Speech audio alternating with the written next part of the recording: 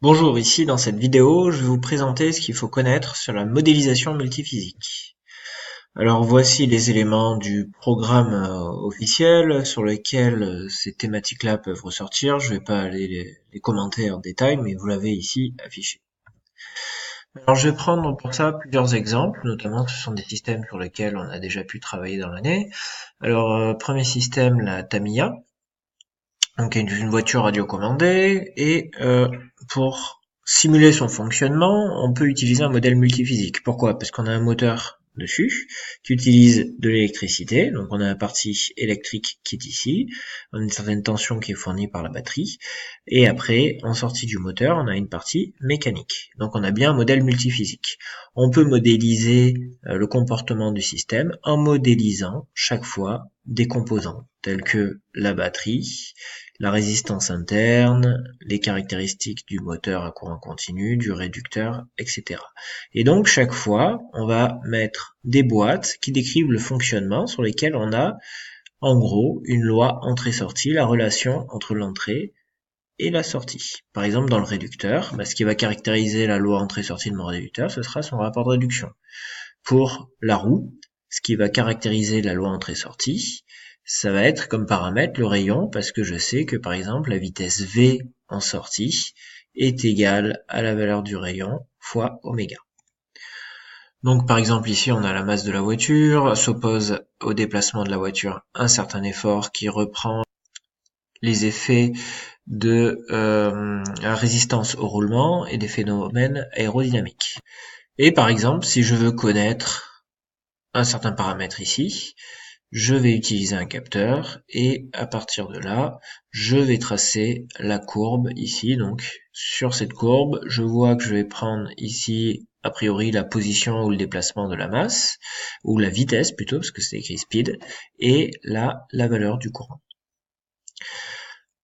Avec un autre logiciel qui s'appelle MATLAB, on peut aussi modéliser les choses un petit peu différemment. On va mettre des gros blocs et à l'intérieur de ces blocs, ça va décrire le comportement de notre système. Et donc, ici, on est au niveau dézoomé, on voit pas ce qu'il y a à l'intérieur. Chaque fois, en fait, on a des entrées et des sorties. Je peux avoir juste une entrée, une sortie, ou plusieurs. D'accord? Et donc, si je clique sur chacun des blocs, ensuite, je vais mettre en relation les lois de comportement, donc je vais décrire plus précisément les choses. Je prends un nouvel exemple, toujours sur le même logiciel, sur MATLAB. C'est la modélisation du comportement thermique d'une maison, donc qui est définie ici. On voit pas ce qu'il y a à l'intérieur, on a une image ici, mais il y a un modèle qui va bien décrire. Et on a un certain nombre d'entrées, qui sont au nombre de 3 ici, et 2 sorties sur ce modèle. Donc ici, on peut pas voir ce qu'il y a à l'intérieur, mais à partir de là, on peut en ressortir certaines valeurs. Lorsqu'on va faire la simulation, on va pouvoir déterminer des courbes ici par l'intermédiaire des scopes ou des voilà. Alors, de la même manière, ici, on va avoir une chaudière qui va avoir un certain comportement propre. Donc pareil, un modèle ici qu'il va falloir définir. Alors, si on fait des zooms sur certains composants, on peut voir des choses comme ça. Et par exemple, ici, on a une description que l'on peut tout à fait analyser. Je vois que ici, par exemple, j'ai un produit de la valeur de la puissance ici, multiplié par la valeur de la variable qui est ici. Je ne vais pas rentrer dans chacun des détails, mais c'est juste pour expliquer comment ça fonctionne par l'intermédiaire de petites boîtes qui reprennent certains comportements. Et à partir de là, je peux avoir des éléments logiques tels que un produit, tels que une comparaison, donc entre deux valeurs, etc. Et là, à partir de là, je peux avoir une fenêtre qui s'ouvre sur laquelle je vais mettre mes différents paramètres du modèle et je vais pouvoir l'exécuter pour avoir accès aux courbes et donc identifier ce qui se passe. Nouvel exemple, pilote de bateau, donc on a fait un TPE dessus. Sur ce pilote de bateau, de la même manière, on peut avoir plusieurs boîtes comme précédemment. Et moi maintenant, je vais m'intéresser à une des boîtes qui est le comportement propre du pilote de bateau. Donc si je double-clique sur la boîte pilote de bateau, je vais voir quelque chose comme ça, avec ici 1 et 2 les entrées de ma boîte pilote de bateau, et 2 et 1 les sorties de ma boîte. Ici, dans ce logiciel, lorsqu'on représente par un triangle, on a ce qui s'appelle un gain, c'est-à-dire une relation de proportionnalité entre une entrée et une sortie. Je peux avoir des relations plus complexes, telles que ce qui est défini ici, pour lesquelles je vais pas rentrer dans le détail, mais c'est des relations un peu plus complexes. Alors pour faire parler un peu ce qu'on a ici, je vais vous expliquer. Sur le pilote de bateau, on a le moteur. Le moteur engraine avec un système poulie-courroie, donc je sors du moteur à une certaine vitesse angulaire, mais la vitesse sera changée grâce au système poulie-courroie. Après ça, j'ai un système vis-écrou qui me transforme ma rotation, donc donnée par la vitesse angulaire oméga, en vitesse de translation caractérisée par la vitesse v-tige. Oui, mais si je fais forcer mon pilote de bateau, donc ça va avoir un impact sur le moteur, ça va demander un certain couple moteur, qui dépend du couple que l'on va mettre sur la vis, qui dépend de l'effort que l'on va mettre sur la tige. Donc voilà, à chaque fois j'ai des éléments à définir, et dans ces éléments je vois que ça peut être, ici c'est chaque fois des choses de proportionnalité, mais ça peut être par exemple la valeur du rapport de rotation qu'on a ici.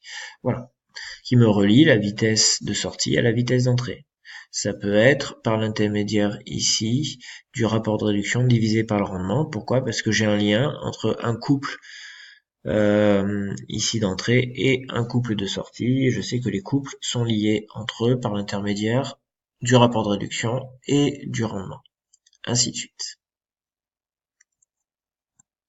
On peut définir l'organisation à travers un diagramme de bloc interne sur laquelle en fait j'ai différents éléments et il faut juste bien identifier ce qu'on a en entrée et en sortie pour comprendre le fonctionnement.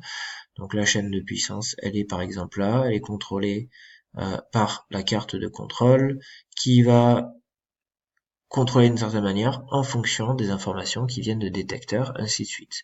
Donc, si on vous donne dans un sujet de bac quelque chose comme ça, il faut juste identifier de manière logique ce qu'on peut avoir. Ce qu'on trouve ici, c'est sur le sèche-main Dyson.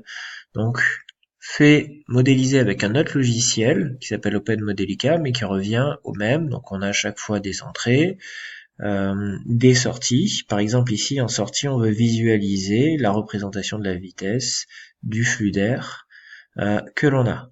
Et pour ça on va définir ce qu'on a en entrée. Il faut toujours définir une entrée. Voilà, c'est défini d'une certaine manière. À partir du comportement propre de chacun des blocs, on peut identifier ce qu'on a en sortie et critiquer les résultats du modèle en fonction de ce qu'on a mis en entrée. Notamment, par exemple ici, variation de la consigne de vitesse du moteur. C'est une consigne en Hertz. Et on peut vous demander, en fait, sur un sujet de bac, si de commenter un résultat de simulation. Et pour ça, il faut prendre en compte, il faut analyser ce qui est pris en compte dans le modèle et regarder et critiquer en conséquence.